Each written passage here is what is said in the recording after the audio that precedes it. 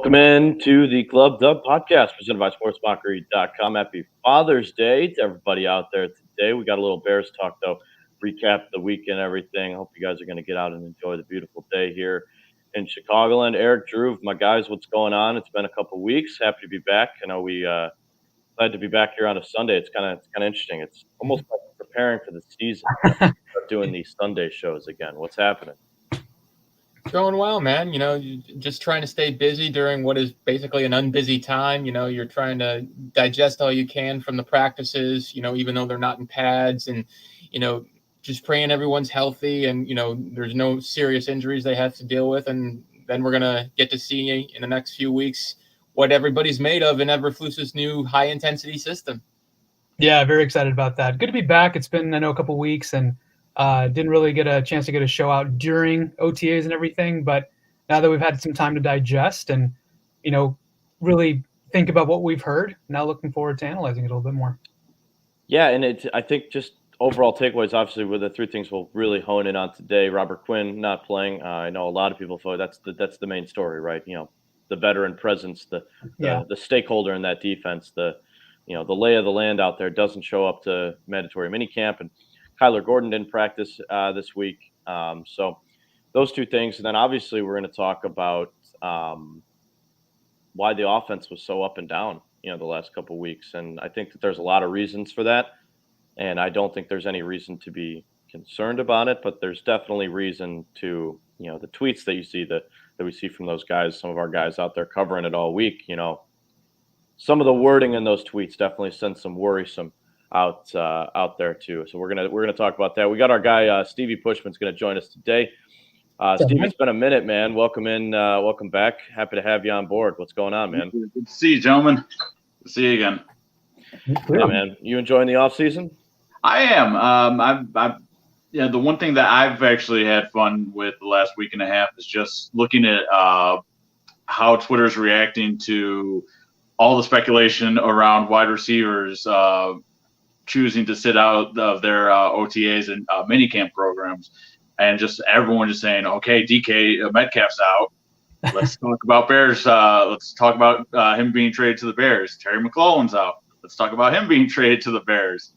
So I've had fun keeping an eye on that, because I as much as I love where the Bears are at right now, I would love for them to make a big trade and contract extension of a disgruntled wide receiver, because this past offseason, everyone apparently got a new wide receiver except for the Bears. So yeah, I don't know, Erik's got a couple of good articles on that. I think that's another good thing we can touch on today. Yeah, I mean, I think there's smoke around this DK Metcalf thing. I mean, the Seahawks are going to be pretty bad. So like, he might not want to stay there for the next few years and look for a rebuild. And with the money the Bears are going to have to offer next offseason, I think that's legit. McLaurin is a guy that I want more, but I just know, like Erik, you said it best in your article. He means way too much to that offense. They just went out and traded for a quarterback. They're not gonna part with a clear-cut top 10 wide receiver in football. I just don't see that happening. But hey, I'd be all for it. Let's chat about the Bears though first. Let's Robert Quinn. This is the story of the week. This happens all the time. This is veteran mandatory minicamp that he missed. Obviously he is 32, coming off his best season in the NFL. And his running mate Khalil Mack and the rest of those veterans kind of got shipped off, and he realizes that this is a rebuild year. Does that factor into his decision making? I think probably. He did say he was still training on his own. He just wasn't with the team this week. So, and again, veteran mandatory camp. So this is almost like I don't know what message. You never want to put words in people's mouths, right? You don't want to say that he's doesn't want to be there. He'd rather go out and win a ring, but that's what it means, right? I mean, what else could this mean? Well, I mean, it's not about money, because he's got his contract. He's made a ton of money in his career, so it's not that. He's, like you said, he's 32 years old, and Matt Eberflus has made it clear that his practices are going to be high energy, high intensity, really tough. You're going to be running a lot, and when you're a veteran like that, you'd prefer to avoid it as much as you can because you don't want to do it, because you've been doing it for pretty much a decade. So, I've seen defensive players on the older side do that. Michael Strahan set out training camp willingly from Tom Coughlin because, he knew the practices were going to be rough. So he said it was the best $2 million I ever spent in fines by avoiding all that stuff. So, I think part of that is playing into it. But I also do think that Quinn sees the writing on the wall. He's coming off his best season. He probably doesn't have many more good to great seasons in him, and he'd prefer to use those to try and pursue a championship that has eluded him pretty much his entire career. So, I think all of those are factoring into his decision to sit out. The fines for missing mandatory minicamp are heavy for some players, but for somebody who's made well over, tens of millions of dollars in his career, he can afford, to pay those fines and just to sort of keep himself fresh for training camp. That's where I think he's at right now. He probably looked at the forecast and was like, you know what? I'm gonna sit out this week. It's too hot. It was really hot. It was awful. But I mean, brutal. I think the biggest thing here is that Matt Eberflus was clearly upset. You could tell that he really was hoping Quinn would be there, probably expecting him to be there. And that probably shows that they expect him to be part of their defense this year. So I don't think trading him was necessarily the plan, maybe when they took the job or even early parts of the offseason when they were going through draft preparation, those kinds of things. Maybe something's changed, or honestly, it could just be what Erik was alluding to. Like, you know what? I'm a veteran. I know what I'm going to bring. All I got to do is rush the passer in this defense. I don't have to, do anything else. I don't have to drop back in coverage. So I know what I'm doing. I'll just skip it. And so while it's not great, I mean, I'm sure someone like, Dominic Robinson or, even Travis Gibson could have benefited from his presence there. Look, at the end of the day, I mean, he's going to do what's best for him. And if that means that is going to make Ryan Poles and Matt Eberflus look for a trade, then fine. But if he shows up to training camp in 6 weeks and is ready to go and still in shape, then that's great too. So I think we've all kind of talked about this before. I think Robert Quinn means more and is more valuable to the Bears this year on the roster than off of it. But we'll see what this generates. I'm going to follow up to something similar that Erik said. I think that both sides know what's going to happen this season. It'd be stupid for Matt Eberflus to say, you know what, I'm going to be mad at Robert Quinn for sitting out my OTAs because he's going to be part of this team the entire season. Matt Eberflus knows that if Robert Quinn is on the team to start the season, he's only going to be there for a limited amount of games, because say if Robert Quinn has a sack against San Francisco and against Aaron Rodgers on Sunday Night Football, that trade value is going to go through the roof, and he's going to be gone within 2 to 3 weeks. And the one thing I like about Poles and Eberflus is that they know how to have transparency with players. And I think Robert Quinn has probably said that they've been transparent with Robert Quinn regarding what they want to do with him. Show up beyond this team, increase your trade value as the season goes along, and we'll trade you to a contender. They're not going to re-sign him. He's not going to be around for the next championship window. I'm not too worried about him missing the OTAs. Now, if he decides to start training camp in the regular season, then I'd be worried. But I'm not worried about this at the moment. I think both sides know that him being a veteran defensive end, a high caliber defensive end, you let him slide on this. Worry about the regular season when it comes to it. Right, and that's a great point. I think that as we get closer to minicamp and things, we're not going to, we won't have media availabilities to these guys. We won't know necessarily, but I think that Robert Quinn's going to be on this team this year. I think if he wasn't going to be, his value at the end of the season and during the draft would have been higher. So maybe they wait. He's got, 3 more years on his deal with the Bears. He signed a 5-year deal. So if you want to wait around through this year, that's great. But now you're risking injury and you're risking that ceiling getting lower. Right now it's high because he's 18.5 sacks last year. I mean, that was incredible. I mean, he was ridiculous. He looked like a 26-year-old Robert Quinn. I mean, he was flying around the field last year. He's one of the most dominant players in the league. And here's my other point is if you're going to trade him, that's fine. I get it. Like you want to tank this year. This team's not going to be great anyway, you don't think. So that would make sense. But you got to put somebody out there, not getting Larry Ogunjobi, letting Akeem Hicks walk away to Tampa. You can't roll out all these new guys at once and expect to be competent on the defensive side of the ball. I just don't see. I don't see like all these guys coming in and being effective as a cohesive group right away without a veteran like stakeholder in that deep, like in that front seven, and they really won't have that. They'll have Roquan, but he's not a guy who likes to blitz a whole lot. So it's the pressure on the quarterback could be a serious issue if they do trade Robert Quinn, and I think that's the reason they're going to hang on to him this year and probably see what they have in guys like Dominique Robinson and some of these other guys that they've drafted. So and obviously Trevis Gibson, who played decent when he had the opportunity last year. But I think Robert Quinn's a Bear this year. I don't think he's getting traded. That's just my opinion on it.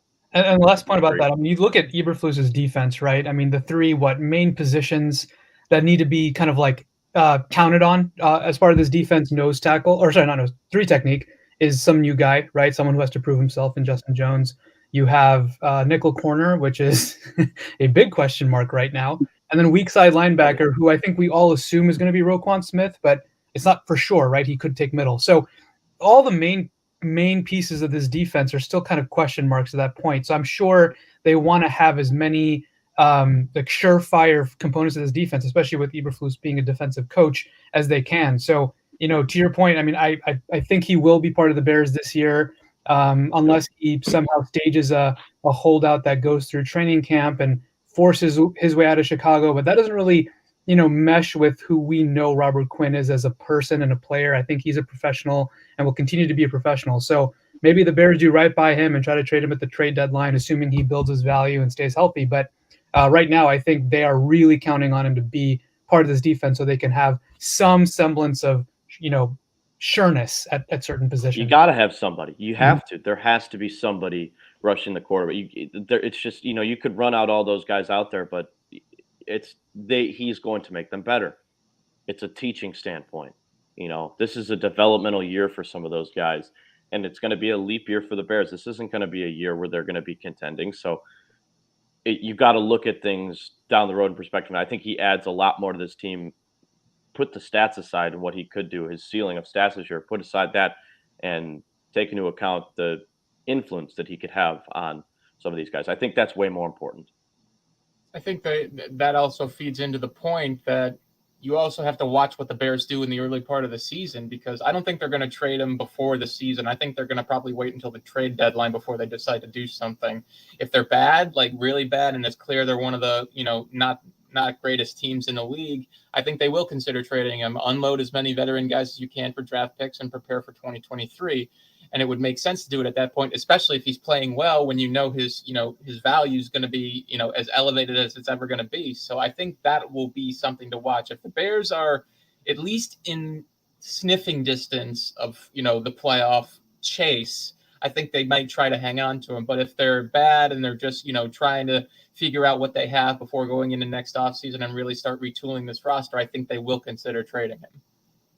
On to the bigger story, too. I think that a little bit bigger story. Kyler Gordon held out of practice. I know this time of year you can't. It's up to the coaches and players' discretion. It's not in their contracts. They don't have to disclose injuries during OTAs. So could be an injury. I would assume it was. But he missed the whole week. He was there. We had the Bears beat that does such a great job. They were looking around for him, found him on the sidelines. He was there. There was a couple days where he was on an alternate field, so they couldn't really see what he was doing. So it appears to be an injury. That's not confirmed, but it's most likely that. You guys concerned about this? 6 weeks off coming into it. I'm not over concerned. The fact that he was there on the field, I think, shows a little bit. It's it's a good PR move by the Bears, but still, nonetheless, I mean, not practicing all week, it's got to be something significant. My guess would be it's probably a soft tissue problem, and he's just they're not pushing him right now because there's no reason to. You can just save him for training camp when the real work begins. So he wants to be out there. He wants to continue learning the defense, be around his teammates. That's fantastic. Great. But no reason to run him through those drills, especially in that heat when he could aggravate the injury. So that's my guess. They didn't seem at all concerned about it. Eberflus said, it sounds like they're being cautious with him. And, they love what they've got. He's already shown a ton of what he can do. So they've seen enough, and, there's no reason to rush him. That's the way I'm sort of interpreting what's going on right now. Agreed. He had like a kind of a smile on his face when he was talking about it in the press conference. So I'm not too worried about it. And I also don't think he has signed his contract yet. So if that's true, I need to go back and double check. That's what I think. Yeah, that's a great point. I don't know if he has. We haven't heard if he had or not. Him and Brisker have not. It's not been announced, so they have not signed their contracts yet. A lot of draft picks haven't, so it's kind of dragging a little bit. I'm not concerned either. Like I said, similar to the Robert Quinn thing, if this was something that happened in training camp, I'd be concerned, especially being a rookie. But with the mini camps, with injuries and mini camps, if you're playing it on the safe side, that's the best thing you could do, because that's probably the worst worst place to lose a player is in a mini camp for the season. And we saw in 2015 with Kevin White, he was held out of training camp, and we thought it was just shin splints, and then we found out that he had a fracture in his leg. So like I said, I'm not too worried about Kyler Gordon. Play it safe and make sure he's ready for training camp. Make sure he's signed for training camp too. I will say, sorry, go ahead, Kevin. No, I was just going to add a funny joke. Go for it. Go ahead. I want to hear it. Now I kind of gave away. I was just going to say, you could just, you can't hit anybody yet. Well, unless you're, Ron Rivera, Lovie Smith, or Matt Eberflus. You can't hit anybody in OTAs, but unless you're run by those guys, 3 guys from Bears lineage, all 3 of those. Well, Eberflus didn't get fined, which is funny, so it must have been minor. But Ron Rivera fined $100,000 this week. Oh yeah, and Lovie Smith 50, I want to say, something like that. All for hitting. McCarthy got tagged too. McCarthy. Boys. Yeah, he's a meathead. I'm not surprised. that makes sense. McCarthy's a meathead. Well, I think, and I mean, it's a good point though. I mean, Stevie brought up Kevin White.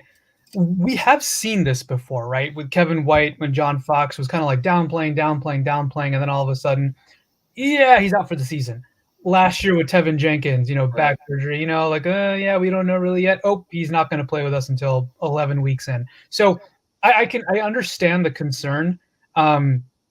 I think the way Eberflus reacted to these questions versus how Nagy and Fox were a little bit more guarded back in the day, I think it obviously brings levity to the situation. But yeah, I mean, if we're in, I almost knocked over my tea.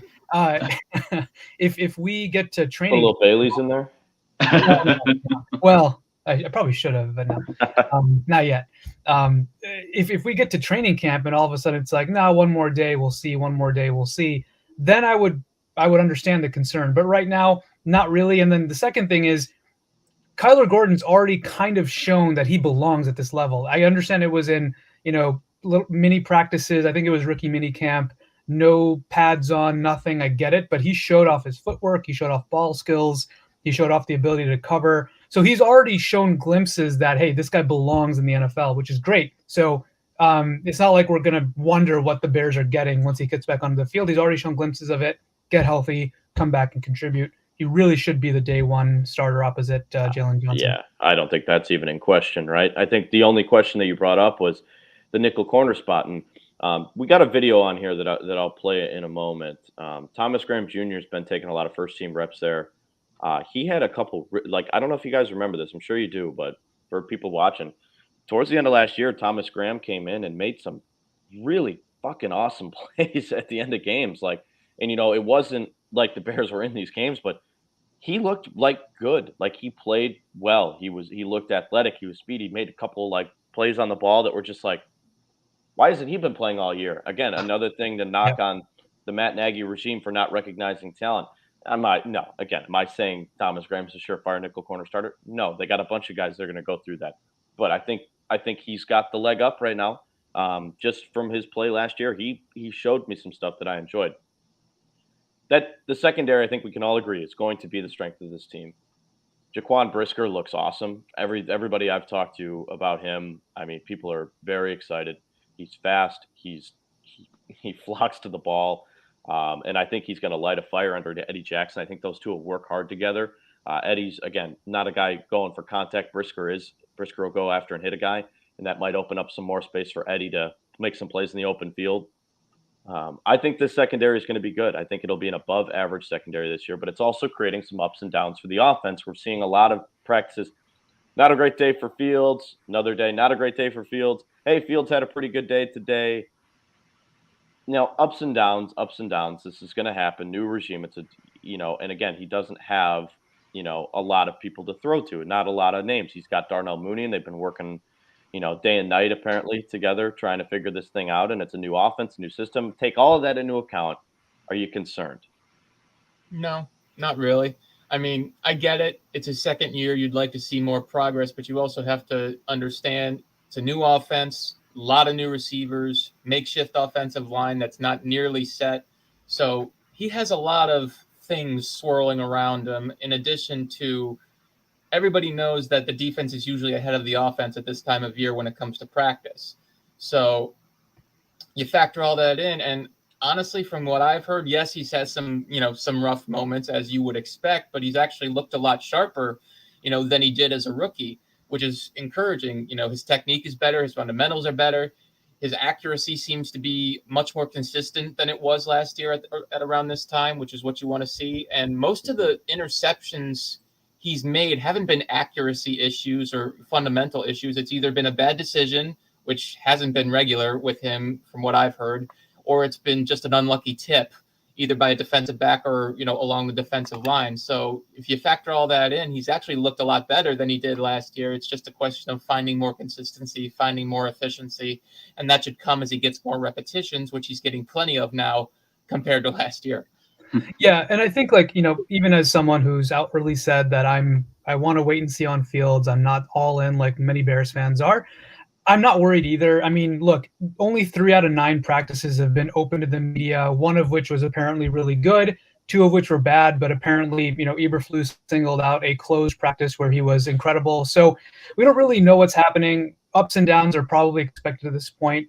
I'm never going to care about his supporting cast when it comes to evaluating a quarterback. I will never care about that. I never have and never will. It doesn't matter if he's throwing to Simba Webster. It doesn't matter. What matters is his accuracy. What matters is his decision-making. And so as long as that continues to improve, great. I'm going to care when training camp practices start and pads are on, the offensive line is being tested for real. Fields has to get out of the pocket and make a decision where he's going to have to worry about crowds in the pocket a little bit. That's where I'm hoping some of this, quicker release and better accuracy and technique and footwork still maintain themselves, right? Because it's often where you hear about a quarterback say, I fix my fundamentals, I fix my mechanics, and then you get muddy pockets, messy pockets, and all of that goes to shit, right? That needs to stay for Fields. So if he's showing that in practice and training camp, that'll be awesome.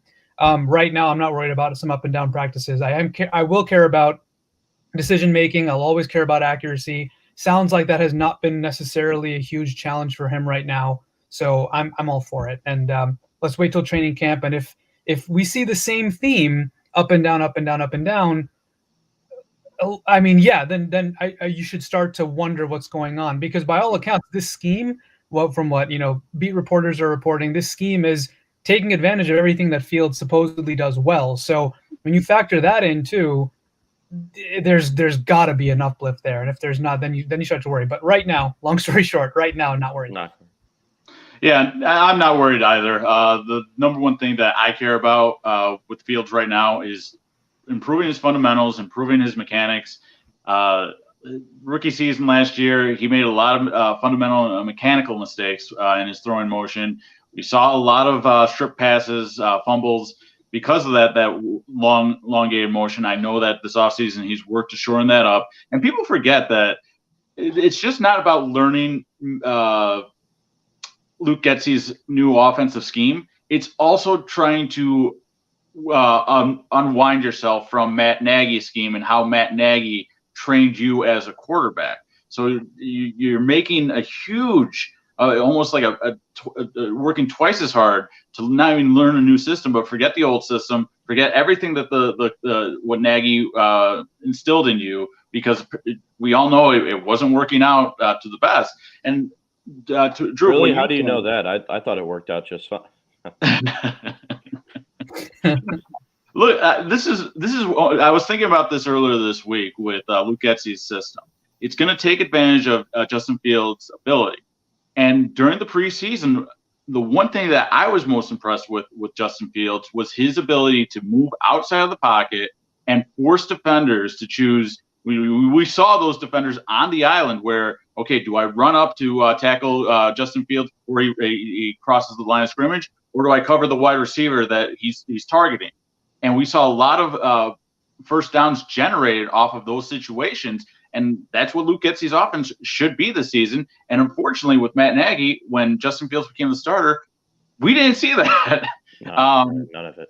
So I'm not too worried about Justin Fields right now. But like Dhruv said, training camp, especially in the preseason games. So if we get to the preseason games, he's getting sacked and he's losing the ball and defenders are stripping him while he's winding up to throw, then I'm going to be a little more concerned. But right now, I'm fine. I'm more actually happy that he's working on his mechanics to improve them based off of what took place last year. Let's hear from QB1. And all of that. Are you eager to go play a game? And, I know the season's still a couple of months away, but it seems like these kind of little steps that we keep hearing about, it might be hard to stay patient when are you ready for the season to start, I guess? No. Not ready for the season to start. I'm the type of guy that, like to know that I'm prepared. So right now, I'm just being honest, we're not ready to play a game right now. So, but when that time comes, we will be ready. So right now, no, I'm not ready to play a game. Are you at least seeing the potential of what this offense can be? Are you already seeing that? Oh, yeah. Of course, with the concepts we have, with the, players we have, I think everybody's catching on pretty quick. And like I said, they're throwing a lot at us right now. So as long as we can, manage to, do everything right or do most of everything right and not make the same mistake again, I think we'll be just fine when that time comes around. I can't believe people took issue with that comment about not being ready. Like, I loved it personally. Who took issue with that? Louis There's Riddick, any issue with that. What? Like Louis Riddick, for example, blasted Fields for you're supposed to make He's up. He's just mad he didn't get the job. He just mad he get. I know people are saying that, but there's like a faction of people or analysts or whatever. Like you're always supposed to project confidence. Like that's horseshit. These guys are installing a new scheme. They clearly are having up and down practices, and I loved his comment about I want to feel prepared. I want to be prepared when I'm ready to go play a game. That's absolutely the right mindset. You have to be prepared, and they're clearly not right now. But there's people are like, oh my god. Give me a candid quarterback over a quarterback that's blowing smoke any day of the week. I'll take that. I mean, I literally wrote an article about this, back right after he said it, because it was such a great comment. Because I agree with, first of all, I agree with him. Second of all, the willingness to say it and be honest about it tells you that he's a realist. Mm-hmm. He understands this is a process, and the process takes time. And Dhruv, you'll love this. I said he sounds exactly like Jay Cutler did. I did. Back when he was a quarterback, he would always say an offense takes 3 years to master, because he learned that from Mike Shanahan himself, who they're now playing that style of offense here with Justin Fields. So if anybody understood that, it was Cutler. But it was so frustrating because everybody has that mindset of instant gratification and all that sort of stuff. They want to see results right now. And I understand that. But at the same time, Cutler understood that as much as he wants those results too, he has to be patient and learn the offense and master it. And if people are willing to wait it out, the results will be there, because he proved that in Denver and was almost close to proving it again in Chicago before they fired Mike Martz, but that's a whole nother conversation. So, I think Fields understands that. He understands that the more time he plays in this system, the better he's going to get in this system. So he wants to let it play out rather than just trying to rush things and trying to, give bland platitudes. So I appreciate that from him. Let's get a quick look at that throw that he had that went viral, him and Mooney. It's a quick little couple seconds here. But, right away, this is just a fun little throw. And these guys are working really hard together this offseason. That's been kind of you love to hear stories about the quarterback and his wide receiver. They're placing bets on who can stay longer. They're tricking each other into, oh, I'm leaving. Just kidding. I'm going to go get another lift. And while all that's fun and good, I hope it's for the right cause. I hope it shows dividends on the field. We're not sure. We still don't know. I think we kind of know what the type of player Darnell Mooney is. I saw this today on Pro Football Focus before I hopped on here. Is he a top 20 wide receiver? I think so. I think he's probably in that 15 to 20 range.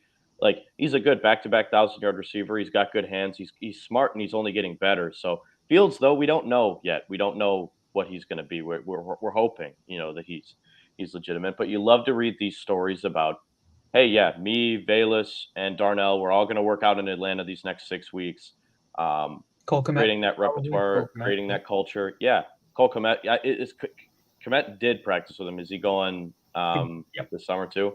So there you go. I mean, that as much as people are like, oh, that could just be a PR stunt. No, that stuff's important. It's very important. And I'd rather that than my quarterback off doing these weird regimens like they have up north, So, I know they've had the success, another MVP, whatever, but, his best wide receiver just, left to go to Oakland and things like that. And I think there is some things to be said about, creating personalities with your guys. And we're going to see if that pays dividends on the field. But his success is my success.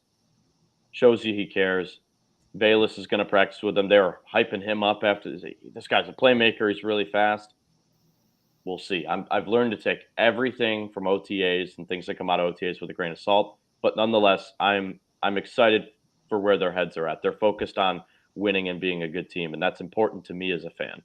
Look, Rex Grossman had elite OTAs too, right? So, I mean, exactly. Right now is we sift through all of that. I mean, I think what they're doing, the steps they're taking, it's the right thing to do. Now, whether that translates to success on the field, you hope so. But look, for every, Aaron Rodgers or whatever, there's a Jeff Hughes of the Bears blog kind of mentioned this the other day. There's a JP Losman. There's a Mark Sanchez that also worked really hard and put together these training regimens in the offseason.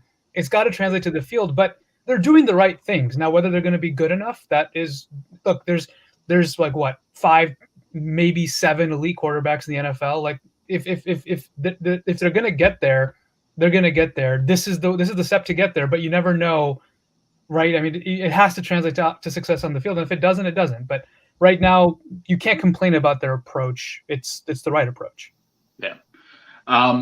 I think Mooney's going to have a terrific year. I think he's going to be a top 5 wide receiver simply for the fact that we don't know, like production wise. I think production wise because you have Pringle, you have Velus Jones. Don't hold me to it. But I'm just saying it could. I'm holding you to it. That's what this show is all about, baby. Okay, well, that's the caffeine I needed this morning. We dig up receipts on this show. This standpoint. Mooney, his rookie season, he set the Bears' rookie record for receptions. He had over 600 yards, and that was with Mitchell Trubisky and Nick Foles throwing him the ball. He was a 1,000-yard receiver last season with Nick Foles, Andy Dalton, and Justin Fields. He had a 100-yard game with both Andy Dalton as his quarterback and Justin Fields as his quarterback. Now and this is what the main reason why I'm actually looking forward to this Bears offense.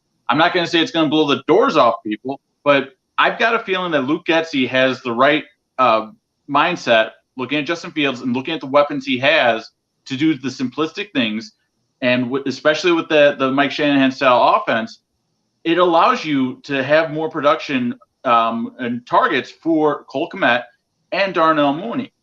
And the other thing that I'm interested in seeing with this offense is how is David Montgomery going to be used to his fullest value, because we didn't see that with Matt Nagy. So that's he was still great too. That was the thing. Despite that, he was still great. But with David Montgomery, when he was drafted, the number one thing that we heard about, especially from Nagy, was, well, he's going to be the Kareem Hunt of our offense. He's going to be that dual threat running back that we can pass the ball to. And then we never saw the same plays that Nagy was running for Hunt in Kansas City that he was running for Montgomery here in Chicago. And that's why, going back to Mooney, sorry, I went off track with the whole offense, but I've got a feeling that if Fields is going to be the guy in 2022, Mooney's going to have to be that number 1 wide receiver for him. I do believe, and he doesn't really have any other weapons to throw to right now at the wide receiver position, because Byron Pringle, he's a solid wide receiver, but he's not a top. He's not a number 2 wide receiver that I would fully get behind. And Velus Jones, we don't know what we have in him yet, so we might see a lot of production going Darnell Mooney's way, especially to start the season. Yeah, I got Mooney in the Pro Bowl this year. I think he's a Pro Bowler this year. I think he's got that capability. Now, I do want to say I don't want the Bears to end up like this in the offseason, though. I say it's important to work out together and hang out together, but let's not end up like the famous Giants picture here, where they, we all know what happened after. This picture is so funny to me. Like, it's amazing. Just how bad they were after they took this picture. There's a Twitter account, I'm pretty sure, out there with the record, and it's like Giants are this and this after this picture was taken, and they update it after every Sunday. It's great. Twitter is free, guys. Gotta love that. Yeah, I'm excited. I think that the fact that these guys are going to be working out together, Mooney seems to be bought in, Field seems to be bought in, Velus, their locker rooms are right next to each other. They've talked about how he wants to be bought in, and I guess we'll see, because right now the defense is winning, and I'd like to see that flip around. We're wrapping it up there. Go enjoy our Father's Day. I'm not a father, but I'm gonna go enjoy the day. Yeah. What are you guys doing? What are you doing here? You guys gonna do some grilling, or? It's gonna be too hot for grilling. I think my dad and I'm gonna take my parents to some brunch place. We'll figure it out. It's gonna be like 80. That's too hot for you? It'll be like 85, man. It'll be like 85 here. It's all right. That's too hot. It's too hot. I mean, yesterday was amazing. Yesterday was great. This morning was good, and then after that, it's gonna get too hot. Sure. I know. That sounds fun, though. That'll be a good little day. Erik, what are you doing? I'm just chilling, man, because I went to Portillo's yesterday, and I pretty much had that Father's Day experience with my grandpa with the rest of my family. So my father lives in Costa Rica, so I can't exactly spend it with him, but sure. I was in contact with him recently. He's doing great, enjoying the weather down there, and I'm just gonna chill out because I love to do that on the weekends whenever I can. There you go. Yeah. There you go. Stevie? Well, I'm going to be taking my dad to a nice steakhouse tonight. Probably catch the end of the U.S. Open with him. And I got to thank him for being a Bears fan, because he taught me Are you thanking him for that? I was going to say, I don't know if I'm thanking my dad for that one. I'll still thank him for it. My love of football came from him. He one of my favorite moments with him was when he decided to take me to watch a Bears game in '99 to his best friend's house, and friend is still a close friend to the family today. We call him Ed Rosinski. He is the living embodiment of a super fan. Mustache, glasses, sweater, yells. Hell yeah. Every play. Hell yeah. And since that game, I've always been a Bear fan. Awesome. Love that. We're going to wrap it up here on the ClubDub podcast. Happy Father's Day to everybody out there. We're going to be back next week. We're going to have a whole schedule coming out and things like that. And we'll have some fun guests coming up, too. Some guys from the Bears Beat will join us. We're going to try and get some players. I'm not promising that yet. I'm going to work on it. But guys from the Bears Beat are going to join us over the next few weeks, and it should be fun. But go out and enjoy the summer weather. It's the best time of year here in Chicago, and we'll have more Bears news for you next week. This is the ClubDub podcast presented by Sports Mockery and sportsmockery.com. We'll see you guys later.